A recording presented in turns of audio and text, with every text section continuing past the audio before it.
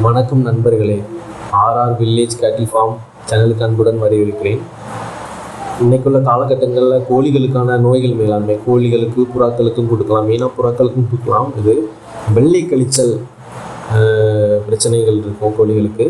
அதே மாதிரி பார்த்திங்கன்னா சளி தொல்லை, தீர்க்க முடியாத சளி தொல்லை அந்த மாதிரி இருக்கும் பட்சத்தில் நம்ம இந்த மூலிகைகளையும் சரி பண்ணலாம்.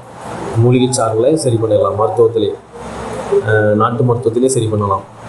இப்போ என்ன பார்த்தீங்கன்னா, நான் என்னெல்லாம் கொடுக்குறேன்னா, எங்கிட்ட ஒரு 60 கோழிகள் இருக்குது.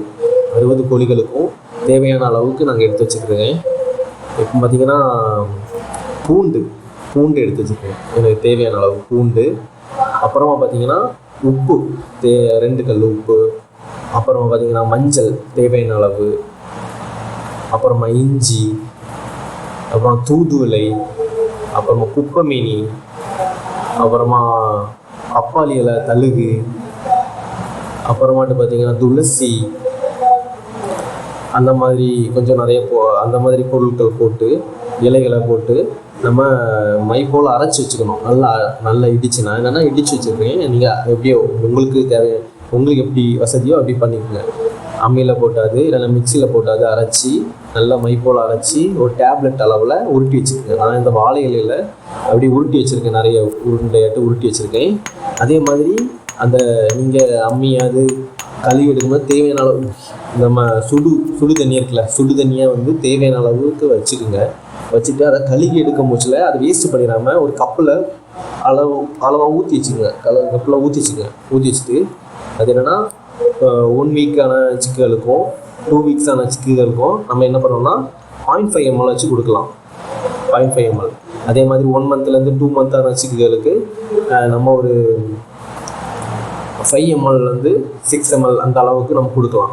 1 மந்த்லேருந்து 2 மந்த் அளவில் சிக்ஸுகளுக்கு நம்ம அப்படி கொடுத்து வரும்போச்சில் அளவாக கொடுத்துக்கணும். அதுக்கு மேலேயும் கொடுக்கலாம், ஒன்றும் பிரச்சனை இல்லை. இப்போ நாட்டு மருந்துனால ஒன்றும் பிரச்சனை இல்லை, அளவாக போனாலும் சைடு எஃபெக்ட் எதுவுமே வராது கோழிகள். அதனால் இங்கிலீஷ் மருந்துகளை கொடுக்கும் போச்சில் தான் அந்த மாதிரி பிரச்சனை வரும். இது அந்த அளவுக்கு வராது, ஒன்றும் பிரச்சனை இல்லை.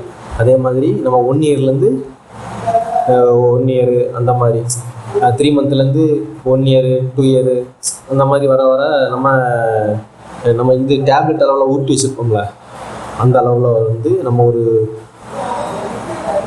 டேப்லெட் அளவில் நம்ம எடுத்து உள்ளே தள்ளலாம். நம்ம அதை 4 மந்த்லேருந்து கொடுக்குறது வந்து நல்லா ஒரு ரிசல்ட் தரும். 3 மந்த் 4 மந்த்லேருந்து கொடுக்க ஒவ்வொரு டேப்லெட் அளவில் இருக்கிறத நம்ம உள்ளே தள்ளலாம். வாயை திறந்து உள்ளே விட்டுட்டா போதும், அது பாட்டு ஒழுங்கிடும். அதே மாதிரி பெருவிடையான இருந்தாலும் சரி தான், சிறுவிடை கோழி. பெருவிடையாக இருந்தால் என்னென்னா சண்டை கோழின்னு சொல்கிறோம்ல, அந்த கோழிகளுக்கு நம்ம கேஜி கணக்காட்ட நம்ம கொடுத்துக்கலாம்.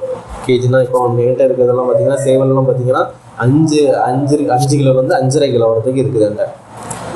அப்படி இருக்கும் போச்சுன்னா நான் என்ன பண்ணுவேன்னா, அந்த கிலோக்கு ஏற்ற மாதிரி நான் ஒவ்வொரு டேப்லெட் மாதிரி வச்சு யூஸ் பண்ணிக்குவேன்.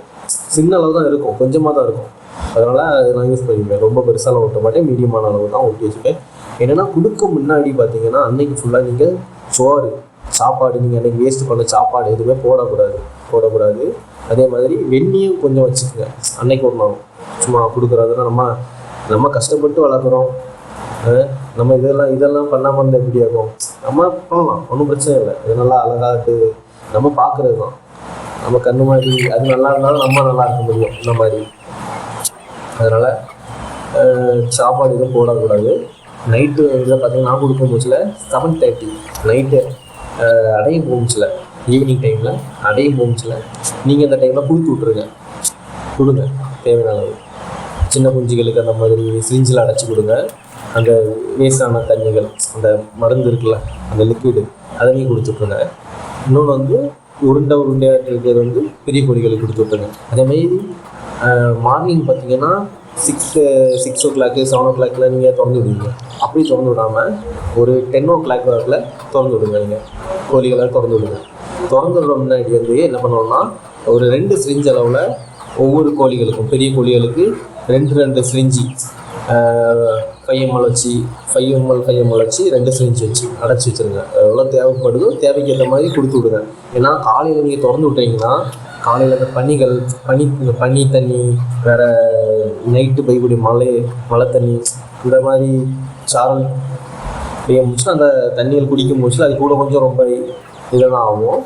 அதனால் நீங்கள் கொஞ்சம் வெந்நி திறந்து முன்னாடி வெந்நி கொஞ்சம் கொடுத்துக்கணும். இந்த வெந்நி சுடு தண்ணி கொஞ்சம் கொடுத்துட்டிங்கன்னா நல்ல ஒரு தீர்வாக இருக்கும். நல்ல ஒரு ரிசல்ட்டுங்க. நீங்கள் இது ட்ரை பண்ணி பாருங்கள். நல்ல ஒரு தீர்வாக இருக்கும். கொடுத்து பார்த்துட்டு நீங்கள் கமெண்ட் செக்ஷனில் கமெண்ட் பண்ணுங்கள். ஓகேவா? இந்த வீடியோ பிடிச்சிருந்ததுன்னா லைக் பண்ணுங்கள், ஷேர் பண்ணுங்கள், கமெண்ட் செக்ஷனில் கமெண்ட் பண்ணுங்கள். அப்புறமா சப்ஸ்கிரைப் பண்ணுங்கள் சேனலை.